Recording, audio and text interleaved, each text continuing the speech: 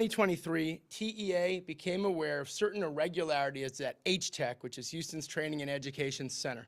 That's an approved location for Texas teaching candidates to take their certification exams. A specific tip, as DA Ogg just mentioned, then followed and put some more meat on the bones, and this investigation ensued. TEA, Pearson, and the investigators soon began to recognize a pattern. Numerous teacher certification candidates seemed to fit the same criteria, where they would drive from far-flung cities, sometimes from Dallas-Fort Worth or farther. Often these people had previously failed one or more attempts at the certification exam. They then drove, sometimes 4 or more hours, to the Houston area, and suddenly they were passing the test with flying colors. The tip eventually led to an email address, a Zelle, a Cash App, a phone number, and eventually identified some of the defendants that we're about to talk about. The scope of this investigation has been broad. Investigators have interviewed dozens of teachers. Approximately 20 teachers have cooperated, and all told very similar, near identical versions of events. And investigators have reviewed literally thousands of pages of bank records, phone records, et cetera. As DA Ogg mentioned, the organizer and kingpin of the scheme was Vincent Grayson, coach and teacher at Booker T, Washington. He was able to bribe an employee, Tawana Guilford Mason, at the H-Tech Testing Center. Incidentally, that's a person who's been previously prosecuted for bribery in Harris County 20 years ago in an unrelated case. The way the scheme worked is TEA certification candidates would pay Grayson, usually $2,500. He in turn would forward roughly 20% of that money to Guilford Mason for her willingness to allow the cheating to occur. The candidate would then be instructed by Grayson where and when exactly to test. They would come, show ID, sign in, and leave. A few minutes later, Nicholas Newton, the proxy tester, would sit in their seat, take and pass the test that they felt they could not. On occasion, Mr. Newton would take more than one test. In fact, when he was caught red-handed in February of 2024, he was logged in to one test. He said to investigators, well, look at the screen behind you, and he was logged in as a different person, taking another test on another terminal that same day. So to summarize these defendants, Vincent Grayson is the kingpin. He's made $1,090,000 from this scheme, as best we can tell, and it's almost certainly more than that because there's cash as well here, which is harder to trace. Tawana Guilford Mason, the testing proctor and compliance certification officer for H-Tech, was paid at least $125,000 by Mr. Grayson via more than 350 separate transactions on Zelle and Cash App. Nicholas Newton, the proxy test taker, was paid over $188,000 from May of 2020 through February of 2024. And our best estimates are that he took over 430 certification tests fraudulently impersonating teachers that paid for those services. As I mentioned, he was caught more or less red-handed, and he gave essentially a full confession. LaShonda Roberts is charged as a recruiter and referral agent who knowingly sent business into the scheme. Records indicate, and the evidence leads us to believe, she sent over 90 teachers into the scheme, and she personally sent over $267,000 to Mr. Grayson, frequently profiting along the way. And finally, the main testing center where this took place, like you heard me say, it was called H-Tech, was shut down in mid-2023 as suspicious activity mounted. Rather than ending the scheme, Vincent Grayson went and found a new location where they could continue the scheme. That's where defendant Darian Wilhite comes in. She was a young proctor working at a different testing center known as Tactics in Houston. She willingly participated and accepted cash bribes in the amount of approximately $250 each time that she let somebody sign in, leave, and let someone test in their place. All 5 defendants face 2 counts of engaging. One is based on money laundering because they profited over $300,000. That is a first-degree felony. And the second charge that each defendant faces is also engaging in organized criminal activity based on tampering with a government document. That's based on the false statements that are made when you sit down and test, knowing you're not the person that you say you are. We have not seized accounts, but the investigation is ongoing, and we would encourage anyone who thinks they have additional information to come forward, to contact us or to contact Crime Stoppers. and make sure the information makes its way to investigators. Thank you. Hang on just 1 second. Hand these out. Let's get the names and right back there.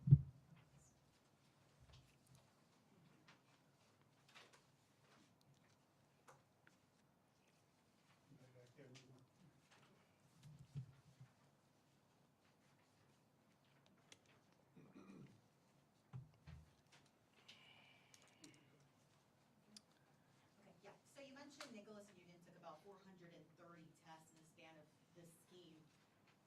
When he gave his confession to you all as investigators, did he give a why? Of course, you mentioned $188,000, but I mean, the kingpin you're mentioning made over $1 million. Isn't it? I'm not sure whether the test taker knew exactly how much the kingpin made, but it was for money. I mean, that was the why, financial hard times, and saw an opportunity to make almost $200,000. A lot of people could use that kind of money. Yeah, we talk about teacher certifications. We've done several investigations on Channel 13 about it. And of course, now you hear this. I mean, what are your thoughts about this scheme and the fact that people were faking certifications in a time where we need teachers, and we're having these conversations about the struggles of finding teachers that are qualified to teach our kids? Well, it's very troubling, right? Because a teacher, especially teachers and coaches who help influence children's behavior, we count on them for their moral compass, right? A part of what they do goes beyond their mastery of their subject matter. To think that this many people without what I would consider a proper moral compass were trying to educate and influence children all across the state is definitely troubling. More than 200 teachers, you guys mentioned, have this fake certification. They knew they had this fake certification, correct? Could they be facing criminal charges? What I can tell you is that our criminal investigation covers the people we've announced today and other people who directly profited from the scheme. That's the ongoing part of our investigation. The teachers will have to deal with TEA. TEA will deal with the licensure part of the examination.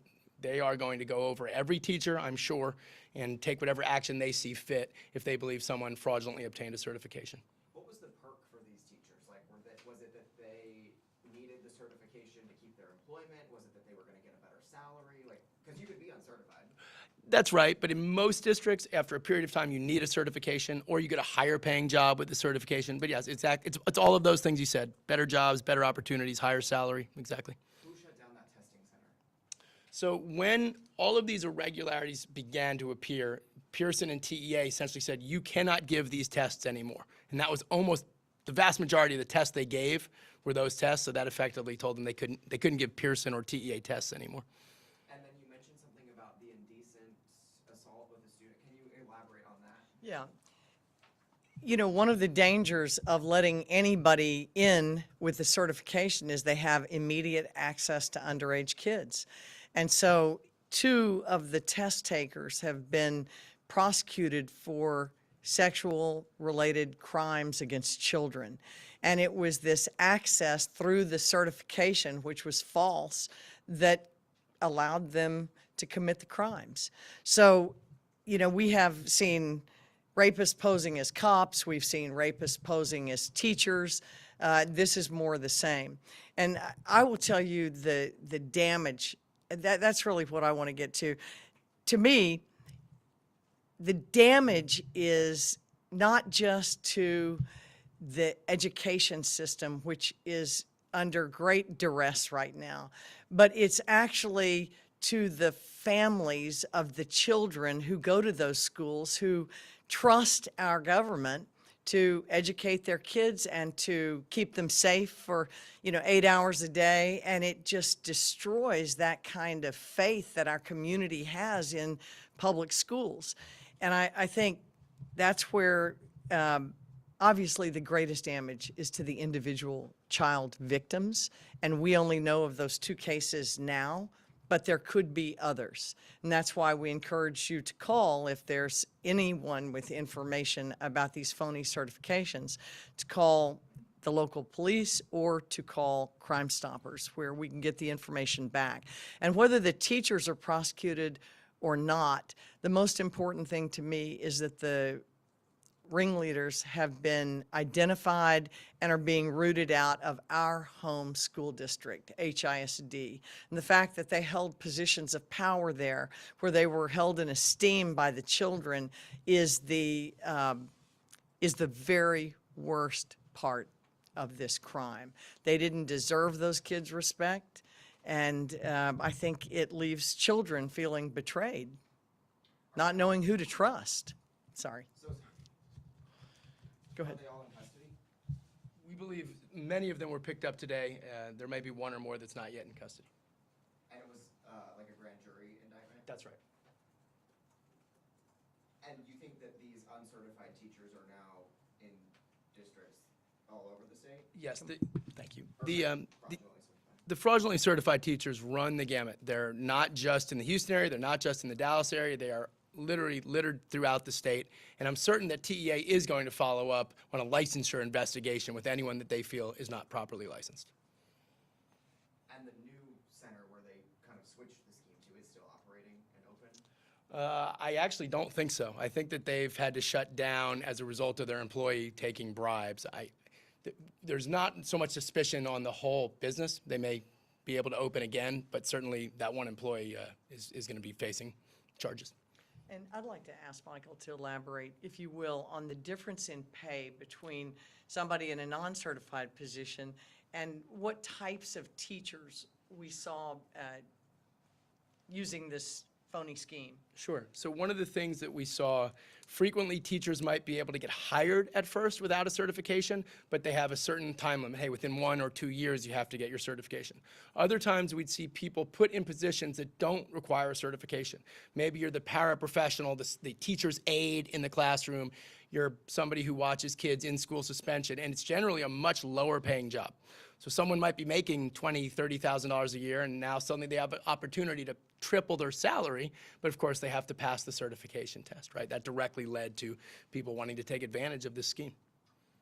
The TEA told me that it's teachers that are for special education and bilingual teachers that have to have their certifications. Is there any indication that any of those two types of teachers were able to pass through this scheme? There's definitely a lot of special ed certification, but we saw examples of cheating on almost every certification test. Social studies, history, a lot of folks on the PPR, which is a test almost all teachers need to take, so it ran the gamut. So how much were they paying to have this test taken? That's a good question. All different amounts, but for the most part, $2,500. I think the scheme started a little less than that. I think for the last 4 years, the kingpin, Mr. Grayson, was charging $2,500, and then there's cases where people paid more. There's cases where other intermediaries charged people, an extra $1,000 for themselves before forwarding the rest on to the people running the scheme. Yeah, greed knew no boundaries in this case.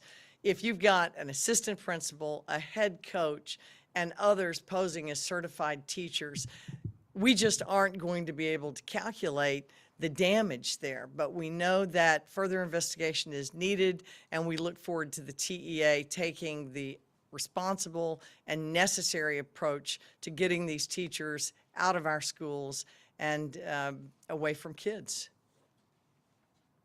Thank you all very much. Thank you. We've got nobody in Spanish today.